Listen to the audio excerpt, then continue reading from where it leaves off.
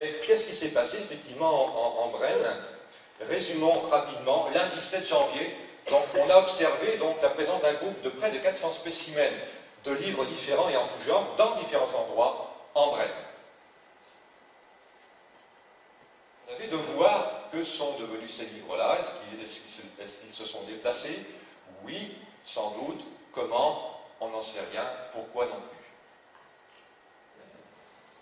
On a trouvé des micro-migrations.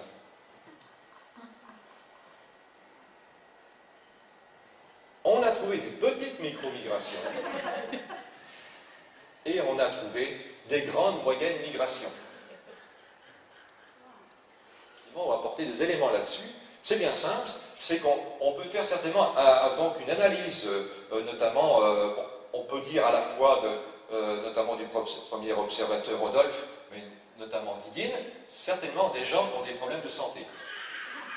Hein? C'est un élément intéressant à noter. Hein? Non, mais vous savez, les livres parlent. Hein? Donc là, c'est effectivement une confirmation de cet élément-là. Alors, on va s'arrêter simplement quelques secondes sur Didine, hein, si je peux me permettre l'expression. C'est qu'à 2 reprises, vraiment Didine a des problèmes de santé. Parce qu'elle est allée 2 fois en peu de temps, en moins de 15 jours chez le docteur. Et je crois que également sa voiture a des problèmes également de santé. Hein, parce que, pareil, dans les 15 jours, elle a emmené sa voiture chez le... Pour moi que ce soit la femme du garagiste. Ça, c'est autre chose. Alors, le trajet de Didine, hein, entre donc, le médecin et donc, le garage de Saint-Savin, pour ne pas le nommer. Alors, ce qui est quand même intéressant de noter, bon, tout à l'heure on parlait de lieux, de couloirs de migration, notamment chez le médecin, vous allez dire c'est normal. Et ce qui est d'autant plus étonnant, c'est qu'il y a eu un passage de livres, qui sont des romans, dans un lieu où on retrouve simplement des périodiques, mais des périodiques permanents. Je ne sais pas si vous remarquez, on trouve des livres qui sont là depuis 2-3 mois. Alors, vous allez me dire qu'il y a déjà 3 livres, bon, qui ont dans leur titre une connotation déjà de déplacement ou de voyage. Hein. Bon, Michel poursuit les ombres. Hein. Le maître des abeilles peut se déplacer des abeilles, des livres. Hein. Et l'aigle, bien sûr, même si c'est un aigle qui n'a plus qu'une tête, est capable de voler, même sans tête, c'est comme les canards quand on leur coupe la tête. Bon, alors qu'est-ce qui s'est passé autour de ces 4 livres? C'est qu'on a affaire, comme vous le voyez, donc, au même observateur à vos photos.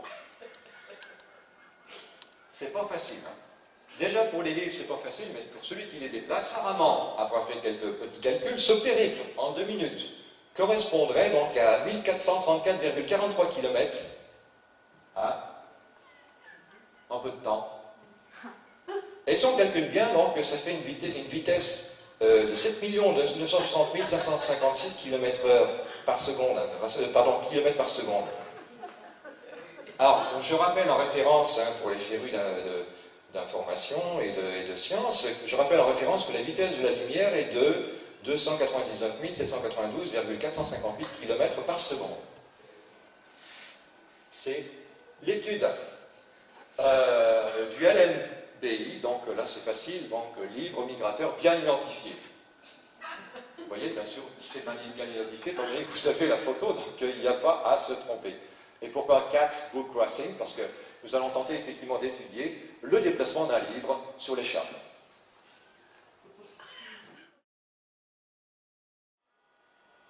Tente effectivement de sortir pour se dégager. Mais en vain. Alors je me suis dit, là j'ai trouvé la solution. Pour pas qu'un livre sur les chats se déplace, il faut le coincer entre 2 dictionnaires. Ça marche que sur les livres, hein, pas sur les chats.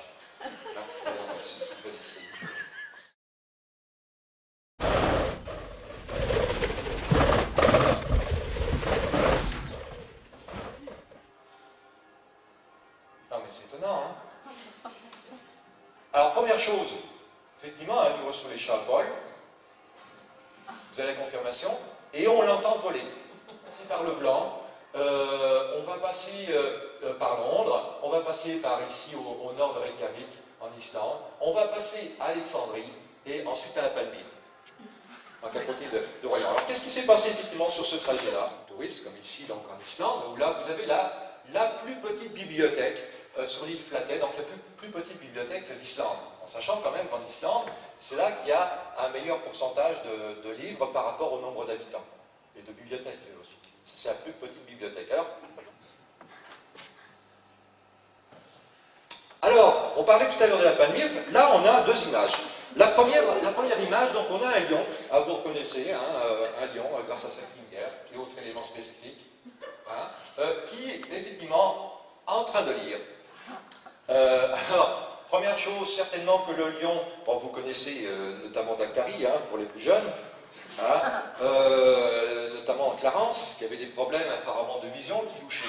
Hein. Mais là, c'est assez étonnant, c'est que certainement que ce lion a des problèmes de vision, d'une part parce qu'il est obligé de lire de près, et la deuxième chose, il regarde simplement que les images où il y a des gros chats. Quand il y a des petits chatons, ils passent. Alors pendant ce temps-là, hein, vous avez... alors là, une image, c'est vraiment ma préférée, c'est qu'on a, voilà, la lionne. Alors, qu'est-ce qui s'est passé avec la lionne? C'est qu'elle s'est, après avoir lu certainement un très très beau passage, notamment sous les chats, s'est endormie, les bras sur le ventre. Alors, est-ce que ça ne plaît pas à la lionne? Hein, ça, on n'en sait rien. Hein, ou effectivement, vous savez, à la palmyre à Royan, surtout l'été, il fait très chaud, donc les lions s'endorment. Ah, le livre sur le ventre.